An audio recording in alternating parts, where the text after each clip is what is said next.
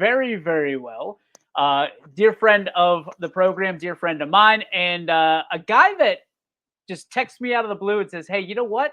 I got a break here. I want to talk. I want to talk to you because you're one of my favorite Patriots." And I feel the same way about him. Ladies and gentlemen, you know him. You love him. He is your favorite American and one of the best Patriots you know. Ladies and gentlemen, from the Valley Christian Eagles, head coach Andy Hake. How are you, coach? Hello.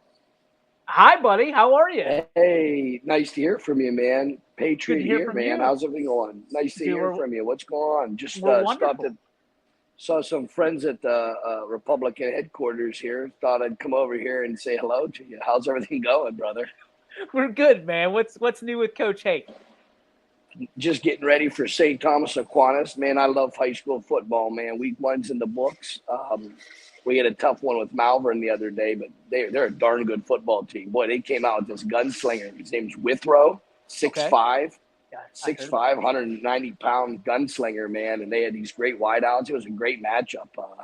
But it was a tough game, and we got better for it, and we're going to be better for it the rest of the year. We have a nice team, so I'm excited. Some great teams in the Valley this year. They really are. there are some awesome teams in the Valley this year. A lot of people look at that first game that you guys had against Malvern, and they're just kind of shaking their heads. Why should people believe in your Eagles this year? Oh, we have a nice team. We're going to just get better every week, and we do. We have a nice team. I really like our team. We just had a tough week one matchup, and I like playing teams non-league schedule that's going to really compete and make you play better. And that's the brand. I've always done that. And if being a coach, you got to challenge yourself and challenge your kids week 1, 2, and 3 before the league play. And it's only going to make you better, especially taking 16 teams in the playoffs. So it was a great matchup. I think it was 14-0. 2 minutes to go in the third quarter, and we had a safety falling over a punter's head, but that happens. Um, and no excuses. They played a great game, and we got to clean some things up. We had over 100 yards of penalties, and you can't. It's very hard to beat a good team when you're doing that. We returned the opening kickoff for a touchdown and have another long run, and just shot ourselves in the foot. But we have a nice team. We're going to get better as the season goes on, and I like our kids' attitude. We have a nice home down there at South High now. They really redid a lot of that school in the basement. They're redoing the school at South High. They redid the basement a lot and made it locker rooms and equipment room and team meeting room and some coaches' offices. Beautiful place.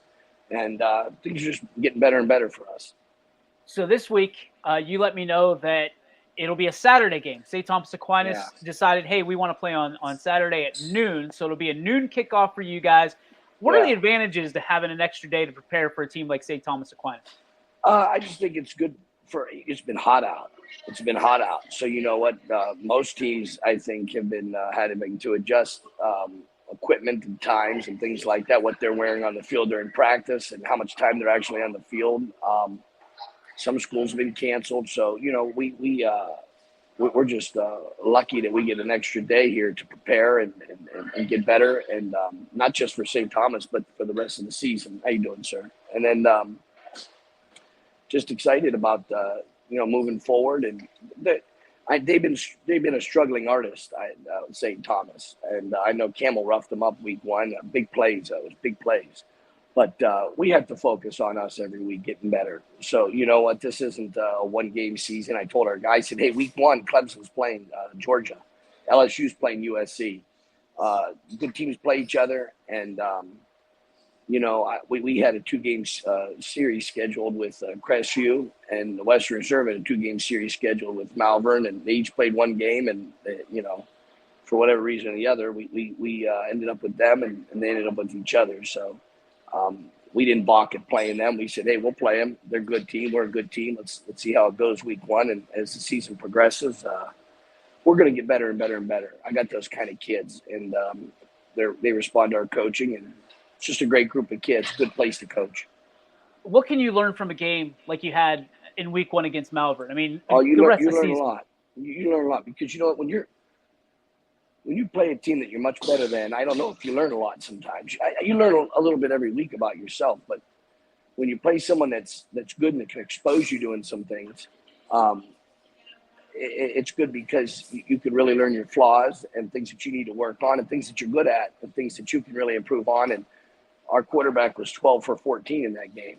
So, as the game progressed, we said, hey, man, this guy can really gun it. And he hangs in the pocket. And we have wideouts that'll go get the ball. And, it was very fortunate that we found that out. I don't know if we would have found that out if we weren't, the issue wasn't forced on us as the game progressed. So we found out a lot about ourselves passing the ball. And, and defensively at halftime, they didn't have any yards rushing. So we could stop the run. We just got to get better at every facet of the game. And when you play good people, you find that out, and we got St. Thomas this week, and then we got Brookfield next week. And Brookfield's a tough team too. They played Hubbard week 1. That was a good indication of how good they are. They're going to play Springfield tomorrow, and you'll find out more about Brookfield. But I love good matchups. I love, you don't want, I look like when you're not playing good people early, it's almost like, what are we doing all summer long? You know what I mean? Why are we spending so much time during the summer? You got to prepare for good teams and playing good teams early. You find out a lot about yourself, like I said. But we're gunned up for this season, and we know as the season progresses and things unfold, we'll be in the mix, especially when the league starts. That's what you want to try to do, win your non-league games, but put yourself in position that when the league starts, you can compete for a league championship. What's one thing that you learned about on Friday that kind of surprised you about your team? We don't tank. We're not tankers. But I knew our guys weren't going to tank. It's just, you know what? We only had one scrimmage.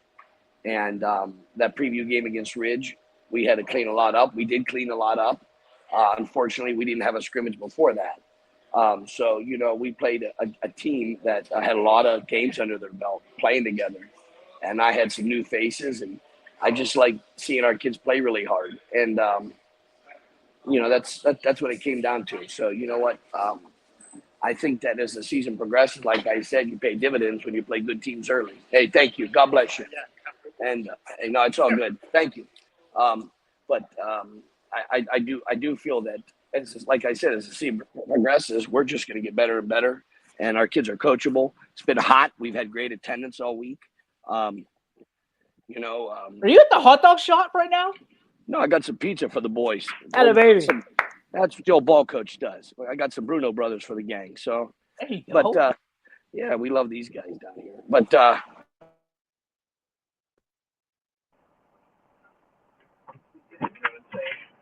we lost the audio. Are you there? Yeah, we can barely hear you. I think you connected to MiFi or something. No, it's all good. But no, like I said, we do have a good team. We just got it. We have to find our legs, get our sea legs under us. But we will. That's what we do for a living here, and kids love playing sports here at this school. So, and they got a chip on their shoulder from last year, and we're going to do a good showing on Saturday morning, high noon, same time as the game. That's how we kind of looked at it. Let's have it at the same time as the game. So we're gonna have a noon game. So, and then after that we got Brookfield, and the league starts, and we have a nice competitive small school league that we're in. So, I mean, if you ask me, United and Southern are the teams to beat, but hey, anybody can beat anybody. So, this is, I always tell our kids, playing the Chicago Bears, you're playing kids your own age. And if you play hard and you limit the turnovers and mistakes, you can beat anybody you guys play. You mentioned discipline was a problem in week 1. That seemed to be a problem across the board. I guess from your standpoint, self-discipline, right? Little self-discipline. How do you fix that? I mean, is that something you can work on and practice? Well, yeah, control the things you can control. When you're making blocks, you're making great contact. Our problem was we were making great contact at the line, but we're not running our feet. Holding happens every play in high school football. Happens every play. When you're not running your feet, you get called on holding. And I'm not saying you coach holding. We don't coach holding, but we coach running, make contact and run your feet. That's how you open up holes. If you just make good contact, you don't run your feet, guys get away from you, you hold, and it looks like it. So we cleaned that up. We addressed that, did some drills really to running our feet, running the sled, the chutes. We were working on tackling, open field tackling. But we have a decent tackling team. But you can always get better. I mean, that's not something that you lie on your laurels. Every week you got to work on some kind of tackling drills. But it's just fundamentals. I know that sounds cliche, but if you work on fundamentals and focus on yourself, we had a great week of formation recognition and little things. But I just think that most coaches will tell you week one and early in the season, you have to focus on yourself and getting better. And, focusing on the enemy, that's only going to help you so much. You got to focus on yourself and look inward. And we found some things on Friday, and we're going to get better at those things. And special teams is something that we can get better at every week. And it's just when the league starts, we want to be hitting on all cylinders. And I think we will be, but we got to keep on improving. You mentioned that you mentioned that Dion went 11 for 13 on Friday. Jay Sean goes for over 100. Dion's a guy that's been under the radar for you guys, especially last year. A young quarterback, but a guy that can get stuff done both on the ground and in the air. So when you look at that dynamic duo in your backfield, is that something that most people are kind of sleeping on right now? Do they feel disrespected a little bit?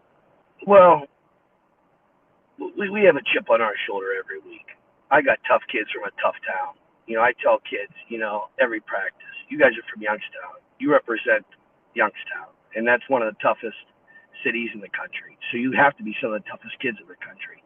But you can't go on the tank when things, after opening kickoff, that's a real downer. We scored opening kickoff, and there's a penalty, and it's a downer. We return the opening kickoff of the season. It's like, hey, next play. And, we don't have a true home field. So I tell the kids, this is a red badge of courage you have to wear on your shoulder, a badge of courage. We're down 7 points, sometimes 14 when we go somewhere. And it's not for you guys. It's just, hey, this is how it is. So we have to play above ourselves and ignore penalties and don't succumb to those kind of things. But and our kids respond properly. I get along with our guys, and they're great kids. And they want to do well, and they want to do well for the school and their families and themselves and the coaches. So I really like our team. There's some other great teams in this area this year that I really think are fantastic. People always say football's down. I don't know about that. This area has. You just had Rock on there. South Range great. I think West Branch is one of the best teams in Division IV in the state. I think West Branch is the best team in this area. Period. And I mean that. And I'm nothing against some of these other schools, but I think West Branch is at least a top 3 school in the area. Timmy played for me at Western Reserve, and I've kind of followed them. And they got a lot of guys back. They got some special guys on their team, and they play for the school and the community. And they're a great school. They have a great team this year. If you told me they won their region, I'd say I believe it. When you look at, you mentioned Timmy played for you. Have you been able to give him any words of wisdom for a team that, you've had loaded teams in the past and a lot of starters returning. Have you given him any words of advice for this year? I just think Timmy's a great kid, and he's an impressionable. He was always an impressionable guy. You can talk to Tim. He's level-headed. He's not a know-it-all. This is a very humbling business. It's a humbling business. People do their work. And a good worker can go throughout the week and do some great things and have some low moments. But in high school football, you're judged in the 2.5-hour window on Friday night. That people in town, that little window on Friday night, they're going to judge you. And you just got to be aware. That's how the business is, man. You can do all the right things all week. The kids can love you.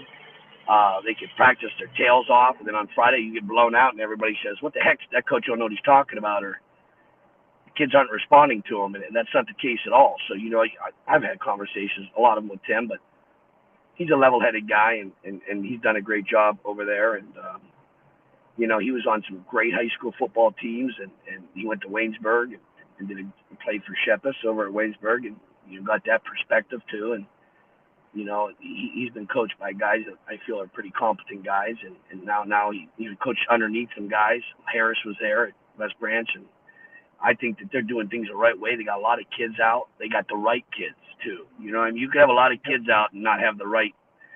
You don't have the right chicken to make chicken soup. He has chicken, so now it's. I think it's. You're gonna have an opportunity. This is the time. But I hope they win it all. I hope they win every game. You know, I'm a fan of Tim, and West Branch is a traditional place, and a lot of teams in this area too. Struthers has a chance to have a fine year. They got big lines, good backs. You know, the right ingredients in high school football. You know what I mean? Keep the ball away from the enemy, play hard. South Range was always awesome. Then there's other schools. You know, you always have the usual suspects. Fitch is a good team. Ursuline's a good team. Warren Harding seems to have this more spirit back. You know, the coaching change, and they played Kent McKinley really hard week one. And, you know, I think there's a lot of small school teams that can make a run at it in their region. I scrimmaged Ridge, and I thought Ridge had a really nice line and some really powerful backs. A couple good receivers, Rossi, Balestrino. They had some nice players. I really look at Ridge, and, you know, Western Reserve had a nice, impressive win week one. But, you know, teams in our league, United won big. I think there's parity, though, in those small divisions. I do. I was just going to ask you that. I mean, you look at the EOAC, and from my perspective, for my bag of chips, I think that's the league that's most wide open this year. Sure. Would you agree with that? Yeah, I mean, East Palestine, really impressive win week one. Southern dropped one to Union, but they're going to run buck sweep, trap, belly. ISO get better and better at it. That's what he does. And by the time league starts, he's going to be running on all cylinders. He has the right guys. You know, I just think the league's open. You know, Spates, Sneaky's as good as coach as there is. So, you know what? They might be down in someone else's perspective, but they could bite you if you're not playing well. I just think that, you know, the league is wide open. I think the MVAC's wide open. You know, the small schools are open. I think South Range has a leg up on those schools in that NE8, but you can't tell me that, you know, if Struthers plays South Range 10 times this year, that game could go either way. Hubbard had a really nice, impressive win over Brookfield. They had a big line. I saw that film yesterday. Started watching a little bit of film on Brookfield. And Hubbard has a big line, so that's not – you know, they might have smoked Brookfield, but Brookfield's coached well. They have some special guys, Rico and Davis. And, you know, that's not a good indication how good Brookfield is, but Hubbard is good. You know, I'm sure when you play Poland or Girard or those schools in the NE8, boy, Niles, you better be ready to play ball because they'll knock you off if you're not. They have a lot of tradition in those schools, and they play with a lot of pride. And just being a history guy, I love watching the history of our area with football. You know, I kind of like study it, and there's just a lot of good schools. And if you're not ready to play on Friday night, then you can get knocked off. You know, and upsets happen. Who would have thought Howland would have beat Niles 28-0 week one? Yeah. But they wanted to win really bad. They're probably sick and tired of listening to you know, the Tiger's dead, and the Tiger's not dead. The Tiger rose up and played like heck against Niles, and you know, it's just fun. It's just fun, and community get behind our teams like nowhere else, and it's a wonderful thing. High school football in Northeast Ohio, especially the Mahoning Valley area. All right, I've asked every coach and every player this next question to end our interview on. Canfield Fair Week, it's a special one. Talk to me. Are you taking Augie? You taking the missus out to the Canfield Fair? What are we eating? What's your go-tos? Well, my wife took Augie this morning with my family, and I know he had a good time. Boy, he loves riding those rides at the fair. He's 4 years old, and I'm going to take him on Sunday, and I'm going to do whatever he wants. You know, I mean, my boy's 4. It's a special time, and I just like hanging out with my family. So, you know, it's time away a little bit from the game and work, and Memorial, or it's a Labor Day weekend, and you know, any holiday to me is special because I try to correlate when I was teaching and with the kids. It's, you know, you correlate that with the country and veterans and why we have it so good here. It doesn't have to be Memorial Day. I'm with or 4th of July. I'm with the veterans, so any kind of holiday, I try to tie it into. You guys are lucky you live here in America, and you're lucky you're not in one of these godforsaken countries where they know nothing about country and pride and service and things like that. Yeah, going to that Canfield Fair, I like them gyros or hoagies, steak hoagies, and lemonade, and You know what I mean? It's great. When I was younger, I could eat that stuff all day. That's what Now, Rock said too. huh? That's what Rock just said too. He said he drank like 5 milkshakes before he left the fair. That's Oh incredible. my God, he probably gained 20 pounds. No, you know what? I can eat fair food. I could eat a lot of it when I was younger, man. You a I'm corn dog 43. guy? You like corn dogs? I like it all, brother. I could eat it all. I got to limit what I'm doing, though, because my stomach can only hold so much and my pocketbook can only hold so much. We're living here in Build Back Better, and prices are so high that, you know what, we got to figure it out. But, getting there costs you a couple $100 and then walking around there for a while. Next thing you know, you're going broke at the fair. But, no, I'm kind of joking. I got you, buddy.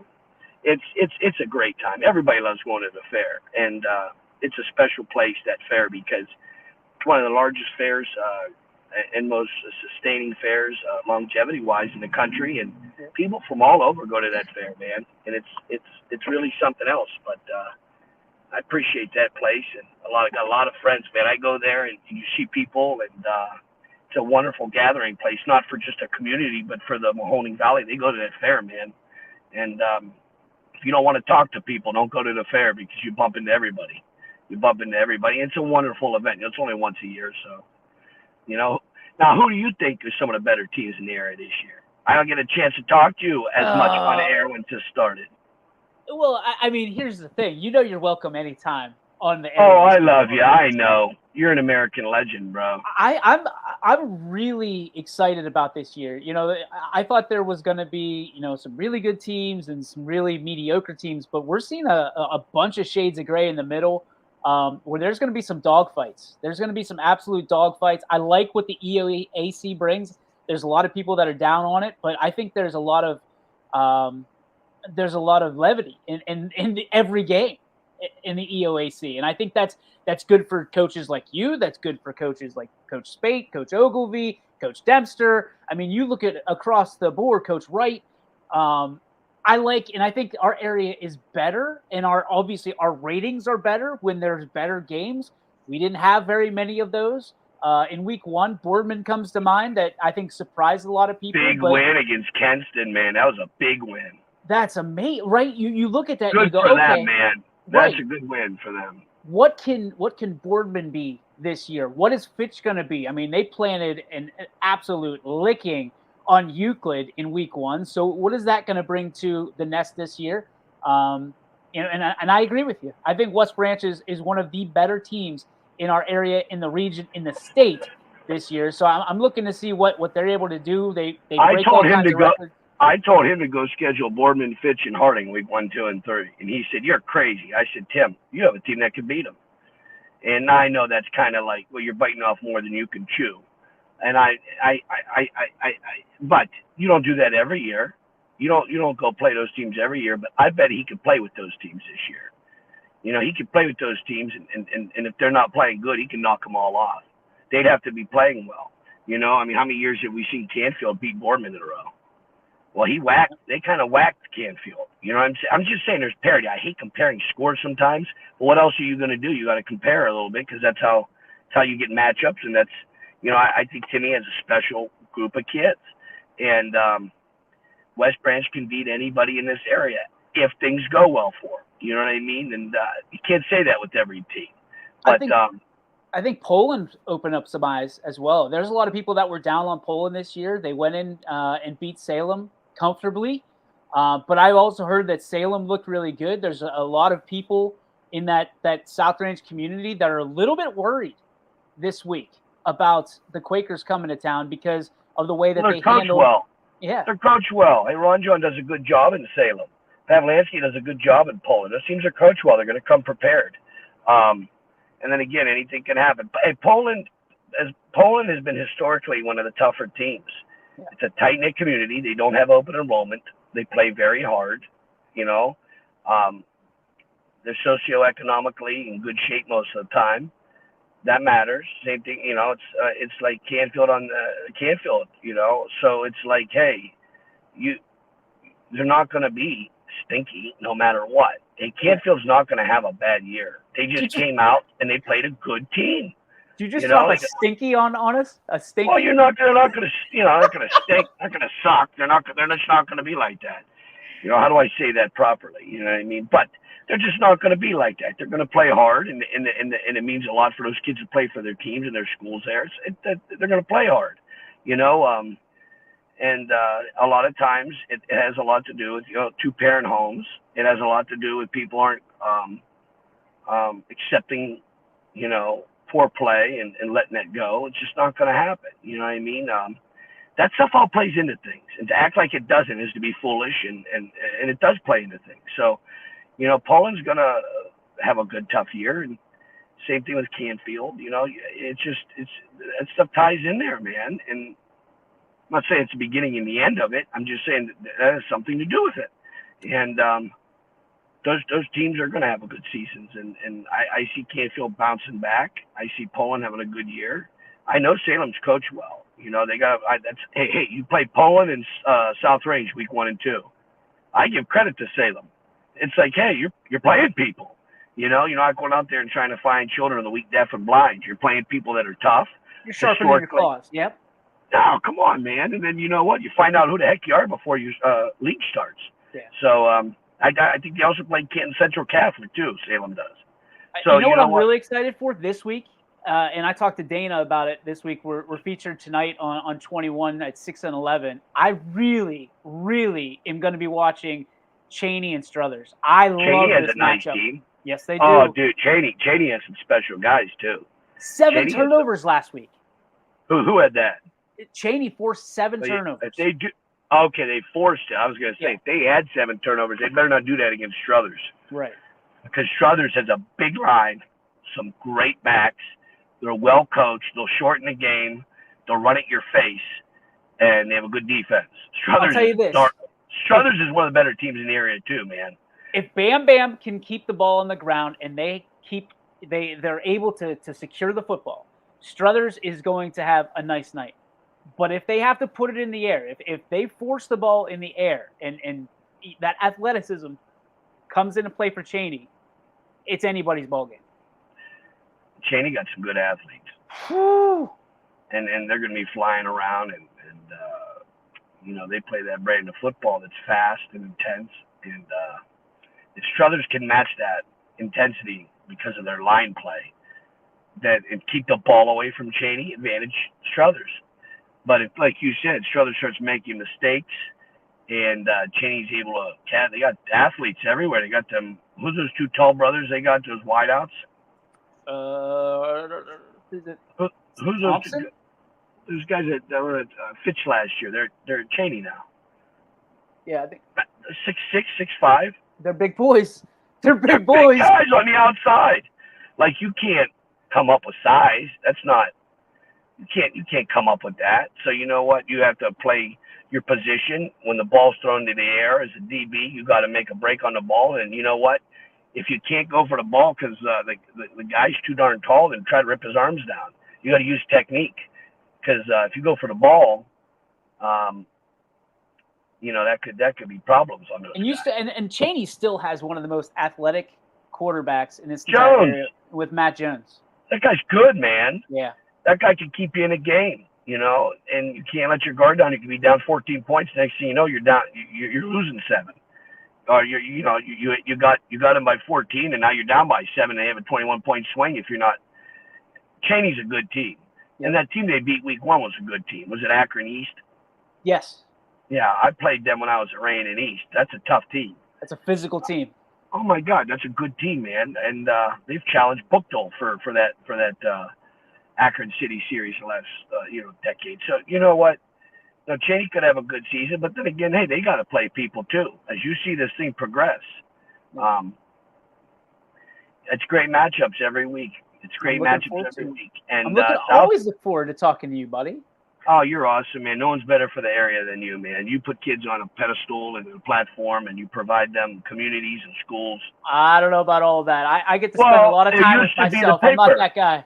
It used to be the Tribune and the Vindicator, and I know WFMJ and WKBN do a great job, and There's other outlets. Malutic, they do a great job, but I don't think there's anybody that's putting games on like you, that's doing insight like you, that's putting these teams and individuals and communities on a platform. And they're lucky they have you. The area's lucky they have you. Believe me when I tell you that. And that I know you're my friend and all that. But put all that BS aside.